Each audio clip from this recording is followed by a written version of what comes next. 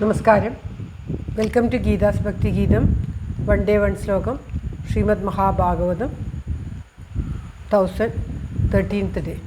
Today 21st sloka of Pradhamaskandam 13th chapter. For details please see the description box. Geetha's ഭക്തി ഗീതം ഒരു ദിവസം ഒരു ശ്ലോകം. ശ്രീമദ് മഹാഭാഗവതം ഇന്ന് 1013 ദിവസം. പ്രഥമസ്കന്ധത്തിലെ 13ാമത്തെ അധ്യായത്തിലെ 21ാമത്തെ ശ്ലോകം. ഓം നമോ ഭഗവതേ വാസുദേവായ. ഓം ശ്രീകൃഷ്ണ പരമാത്മനേ നമഃ.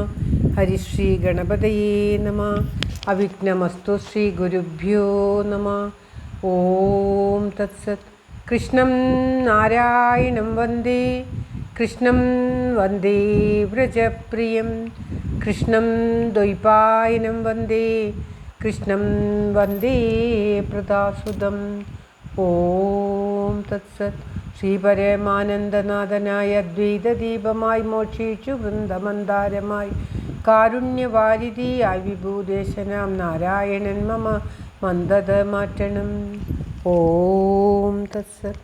ശ്രീമദ് മഹാഭാഗവതം പ്രഥമസ്കന്ധത്തിലെ 13ാമത്തെ അധ്യായത്തിലെ 21ാമത്തെ ശ്ലോകം. പിതൃഭാതൃസുഹൃത്പുത്ര ഹതാസ്തേ വിഗതം വയാ ആത്മാജരയാഗ്രസ്ത പരഗേഹമുപാസസേ. ഓം തത്സത്. പിതൃഭാതൃസുഹൃത്പുത്ര ഹസ്താസ്തേ വിഗതം വയാ ആത്മാജരയാഗ്രസ്ത പരഗേഹമുപാസസേ. ഓം തത്സത്. പറയുകയാണ്, വിതുരർ ധൃതരാഷ്ട്രരോട് പറയുന്നതാണ് നാം പാരായണം കൊണ്ടിരിക്കുന്നത്. പദം പിരിക്കേണ്ടത്. തേ അങ്ങയുടെ പിതൃഭാതൃ സുഹൃത് പുത്ര, പിതാവ്, സഹോദരൻ, ഇഷ്ടപ്പെട്ടവർ, പുത്രന്മാർ, ഹത അനിക്കപ്പെട്ടവരായി, വയ വിഗത പദം പിരിക്കേണ്ടത്. പിതൃഭാതൃ സുഹൃത് പുത്ര ഹത തേ വിഗതം വയ ആത്മാജ ജരയാഗ്രസ്ത പരഗേഹം ഉപാസസേ. അങ്ങനെയാണ് പദം പിരിക്കേണ്ടത്.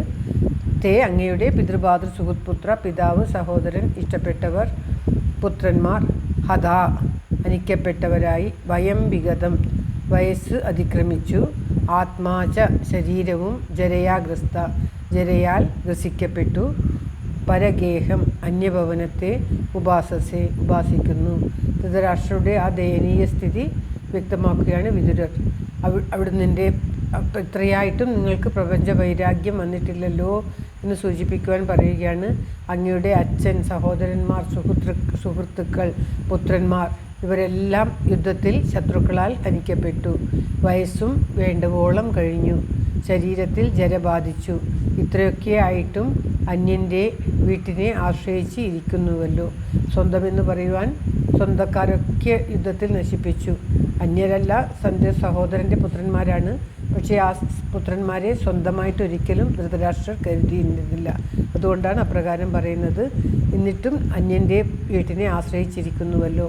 ധൃതരാഷ്ട്രയുടെ പിതൃസ്ഥാനമാണ് ഭീഷ്മർക്ക്. അതുകൊണ്ടാണ് പിതാവും യുദ്ധത്തിൽ ഹരിക്കപ്പെട്ടു എന്ന് പറയുന്നത്.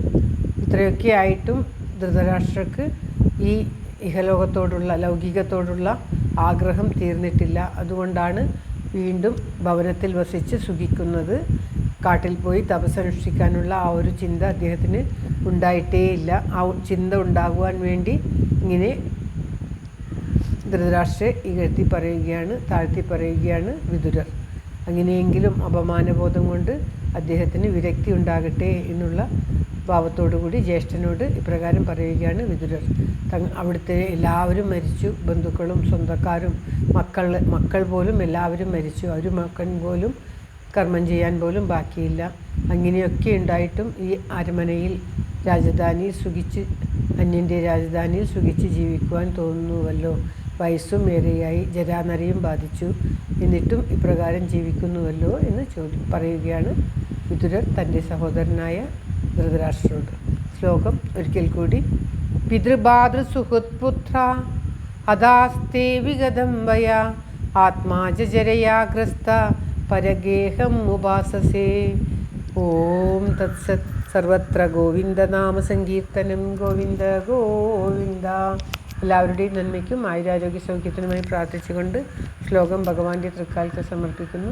Geetha Rajan. Thank you for watching. All the best. Have A very very nice day. God bless you. ദൈവം അനുഗ്രഹിക്കട്ടെ. എല്ലാവർക്കും എല്ലാവിധ ആയുരാരോഗ്യ സൗഖ്യവും നന്മയും ഉണ്ടാകട്ടെ. ഓം തത്സത്.